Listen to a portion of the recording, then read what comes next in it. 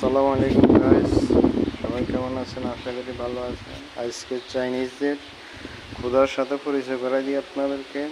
এই যে চাইনিজের বড় ক্ষুধা বসে রয়েছে, সামনে মোমবাতি আগরবাতি নিয়ে, ওই যে টুপি, জায়নামাজ, একটা লাঠি, সামনে আছে কিছু ফল। এই হলো বড় ক্ষুধা। তারপরে আছে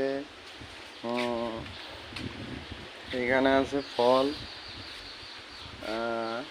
কলা, আপেল, তারপরে কমলা, তারপরে আছে এখানে ভিতরে কি জানি দেখা যাইতেছে, ঠিক বুঝতেছি না।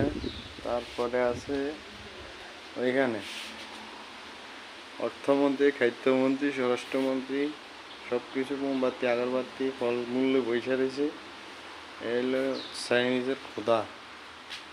এই যে এক একটা লাগা আজকে বেলে ছাড়লাম, দেখতে মাশাআল্লাহ অনেকই সুন্দর লাগে, শয়তানের বাচ্চা এদেরকে। এই যে নিচে আরো ফলমূল আছে অনেক কিছু। এগুলো হলো চাইনিজের ক্ষুধা। আশা করি সবাই ভালো লাগতেছে দেখতে।